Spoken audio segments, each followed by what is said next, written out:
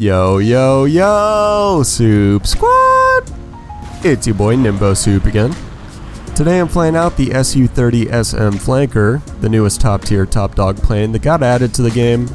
I got a test drive for this thing for 30 days or so I figured I might as well make a video on it while I still have it, especially since a couple of you were asking about it. I will say though, getting the footage for this video was a freaking grind.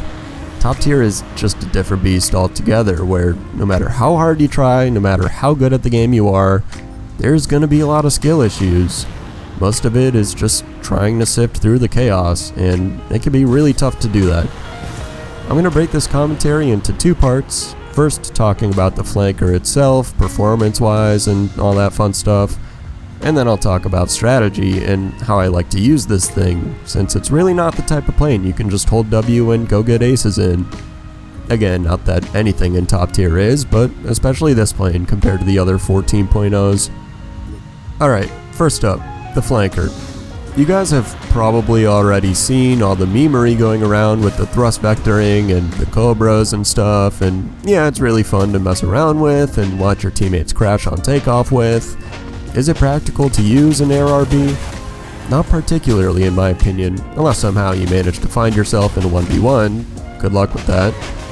Besides that, like I said, flight performance wise, you really aren't matching any of the other 14.0s. Overall maneuverability is good, compresses a bit above Mach 1, but honestly that's kind of more helpful than anything since you don't bleed speed that fast. Below that, once that thrust vectoring or whatever kicks in, you can go ahead and kiss that speed goodbye. None of that even really matters though, since it is top tier, and if you find yourself in a dogfight, you probably already messed up somewhere, so let's talk about what does matter. The acceleration is honestly somewhat sluggish at lower speeds. Might have something to do with the 14 freaking missiles hanging under your wings at takeoff if I had to make a wild guess, cause obviously it's not a thrust issue. And it does seem to get better around just under Mach 1 or something like that. Top speed really, once again, is not competitive with F-15s or Eurofighters, especially considering how long it takes to build any real speed above Mach like 1.2. So BVR against other 14.0s, generally not a great idea, but we'll get into that later. I guess that's really all that matters for the flight model. For the missiles, you get the R-77-1s and R-73s. I'm sure you guys are familiar with the R-73s by now. The R-77-1s, honestly some of you might get mad at me for this, and maybe it has more to do with the flight performance than the missile, but I don't think they're all that great. I think of them kind of like a mix between an AMRAAM and a Mica, but not really as good as either of them. They have more maneuverability in closer ranges than an AMRAAM does, not as much as a Mica does. They're better at BVR than a Mica is, and not as good as an AMRAAM is. It is possible also that a lot of it has to do with people getting smarter and learning how to notch Fox 3s finally. Although they are, in my opinion at least, the best Fox 3s for hitting enemies that are low to the ground with the splash damage and even just being able to track them. If you fire a missile from above the enemy and you keep them in a hard lock, even if they're trying to multipath, they probably will still die. Multipathing is kind of just broken now in my opinion, but that's a different discussion. The last little tidbit about this plane itself worth mentioning is the radar.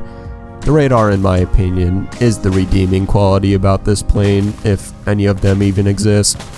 The situational awareness that it gives you, whether or not you even realize it at the time, helps you out a ton in your gameplay. I highly recommend getting good at working the radar in this thing. I personally still am not, so don't ask me for help.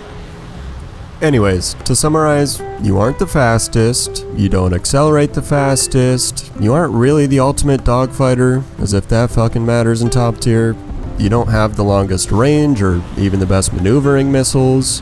So you might be thinking, well, doesn't that leave this plane in a pretty weird spot?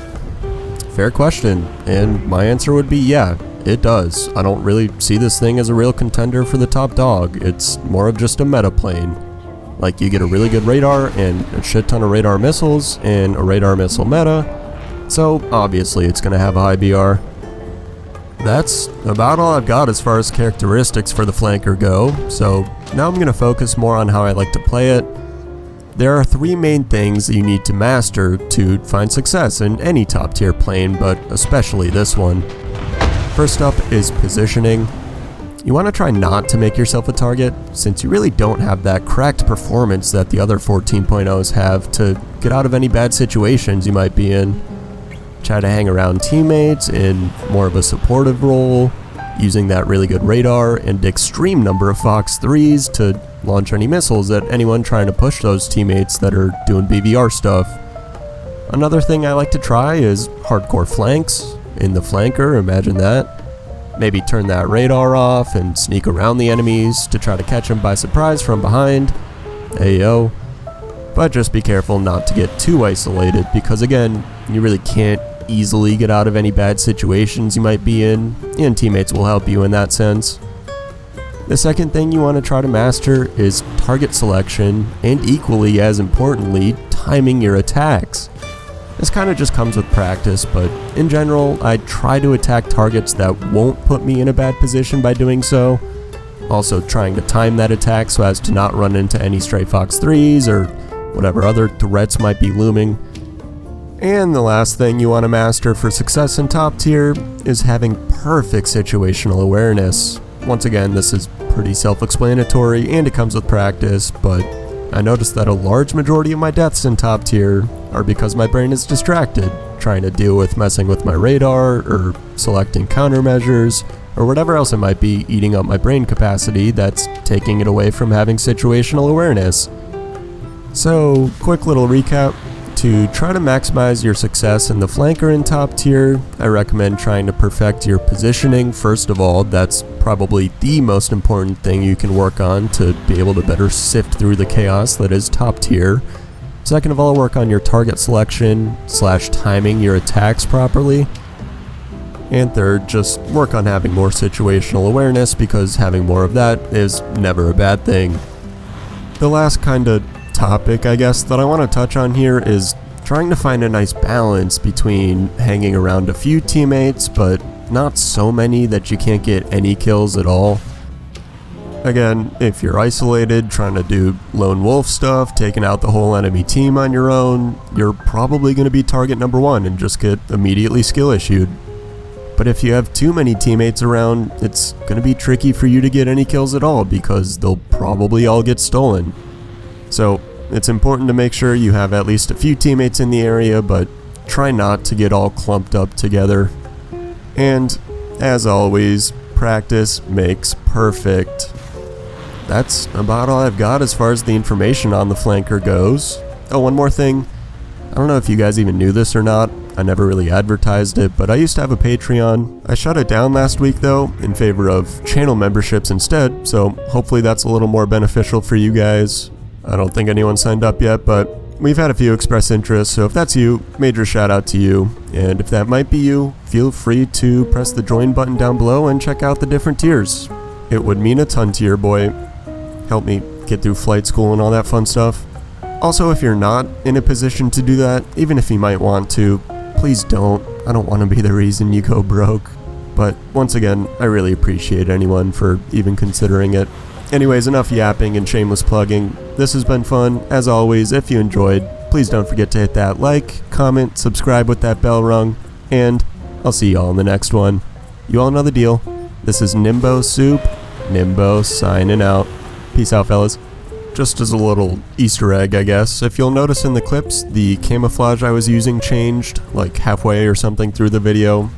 I got a freaking camouflage for a vehicle on a test drive that I don't even own yet. Just puts into perspective how long and painful this video was. Anyways, see you guys next week.